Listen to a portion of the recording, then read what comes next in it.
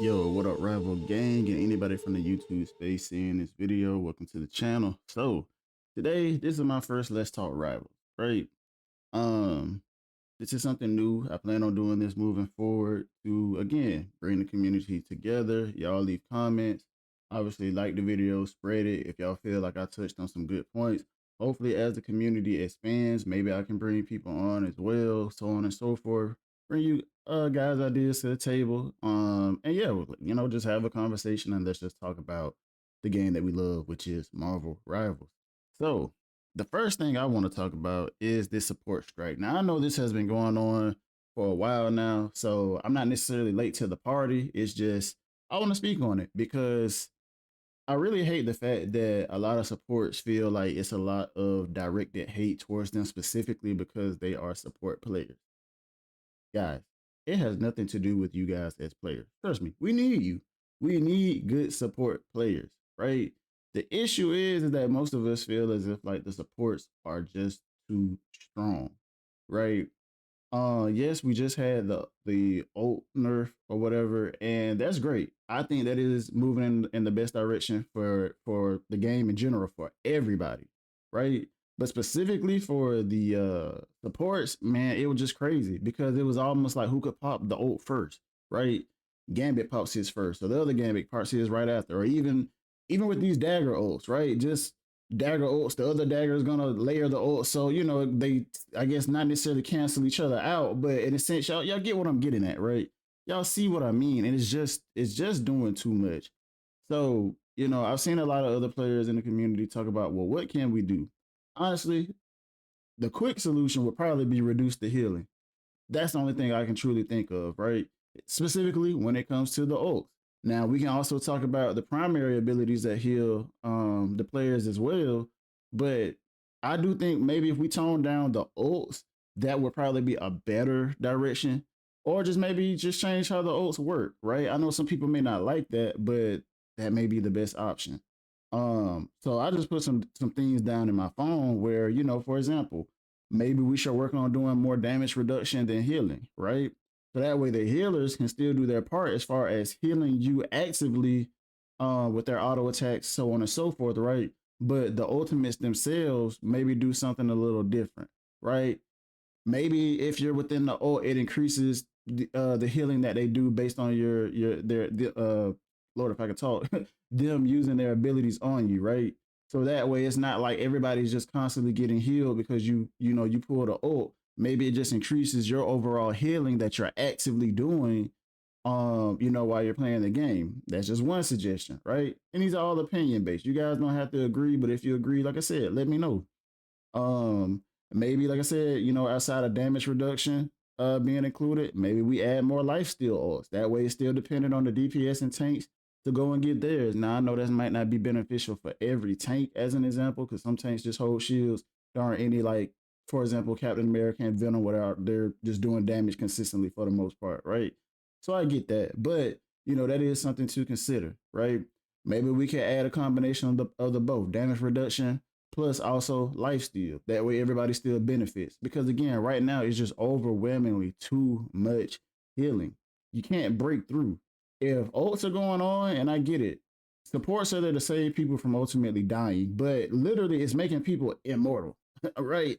It's literally just making people immortal. And I think that's just where a lot of the issues come from because now it's a stall game. You're just waiting for the ults to end. It's really nothing more to it, right?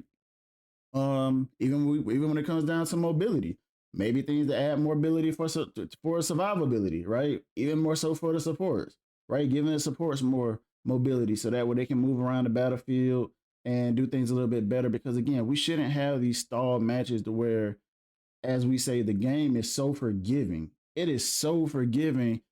I'll give y'all an example, right?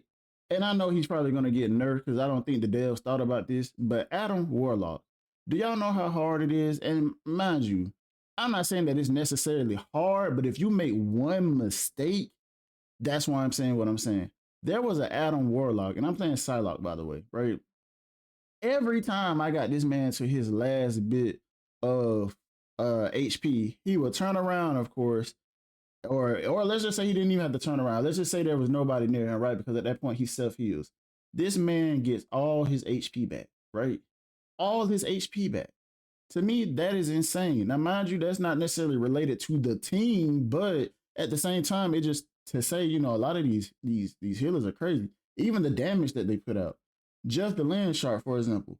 This man beat me in a 1v1. And yes, I will admit some of it was skill issue. So I don't want you guys to be saying, oh, it's just skill issue, bro. No, I understand that. Sometimes it happens. You're not gonna win every fight, depending on who you go against. But literally, this man did that burst splash technique that he does like 2 to 3 times, and I was out of there. I was gone. I was gone. And you're a support, right? You're a support, and you're able to blow a duelist away, a person that's supposed to be specialized in pretty much taking you out in a couple of moves, especially if you're a strategist, in my opinion, right? In most games that you play when you're the support character and you're called alone, bro, it is finito. You're out of there. But in this game, oh no, you have the utmost fighting chance to survive. And I think that's kind of a problem, right? And I get it. This game, as most people would say, is very casual based. So it's a lot of areas where it's like, man, what are the devs thinking versus what the players are saying? Especially the players that love this game and want to see it succeed in the best way. And we're looking at it like, yo, what is going on? Right? Y'all are trying to cater to people that are going to buy skins and play all these cutesy characters, which just so happen for the most part be strategists. And you know what I mean? Like, come on now, we're peeping what's going on, right? But that's another conversation. But I guess to speak on, because I've rambled so long, just speak on the support strike. Listen, like I said, guys, nobody hates y'all as players. It's just that a lot of these support characters are very overpowered, overtuned, and the game is still fun. But let's just be honest. Every time we see a support ult go off, especially Invisible Woman's or Cloak and Dagger, we pretty much all have the same thought. Oh, here we go again. You know what I mean? We have that same thought. And I guarantee that is the same thought uh collectively between those two characters as a community where I know we're thinking the same thing, unless you're just one of those players that are playing these characters. So that's just my opinion on the support strike. That's my opinion on what I think should be done as far as the healers. Like I said, take what I'm saying as a grain of salt. I'm not saying none of the stuff I suggest that should actually be done, but it is something to consider, maybe in some combination of things that I said, so that way we can have a more balanced game. All right, so moving forward, the next big thing, right, which is going to lead to another big thing, we have Lower Manhattan. Now we're gonna watch the trailer together. I will say this: I am so happy that we have a map that has some light because a lot of these maps were kind of very dark. And don't get me wrong, obviously this is a Marvel game. You should have maps like that, but sometimes it's good to see some daylight. You know what I'm saying? Fight within the city, broad day. Like come on now. Like personally, I think I like those maps the most because one, it's a little bit more clarity because it's bright, brighter scenery and things of that nature, right? But it seemed like everything was like dark and gloom when it came to a lot of the maps that they were making. So I'm happy that we have this map. So with that being said, there might be a little cut here, but I'm gonna go ahead and transition so that way we can watch the trailer.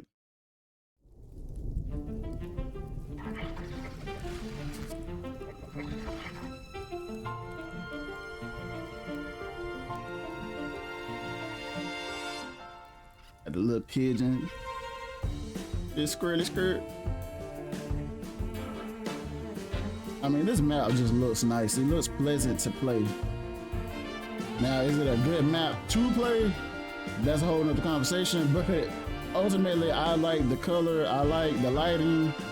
I just can't wait till we can actually get our hands on it. I mean, April 2nd, that's supposedly when the map comes out. Got the Golden Jeff right here.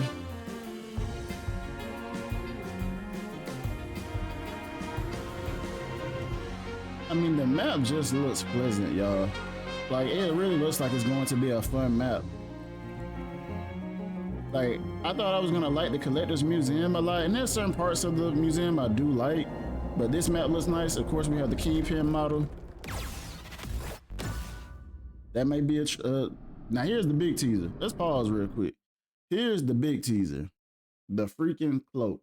Now, for those of y'all that don't know, and I'm not gonna act like I'm just heavy in Marvel's lore, I do play Marvel Snap a lot, so that has taught me a lot about these characters. But this is the hood, and this is his hood, right? Has a lot of magical powers. Basically, he got it from a demon that he killed based on the storyline that I understand. Turns out that this cloak is powered by Dormammu, and as well as some boots. Now they don't show the boots, but they show the cloak. So I'm assuming obviously the character has both. So I'm sure we're gonna get both.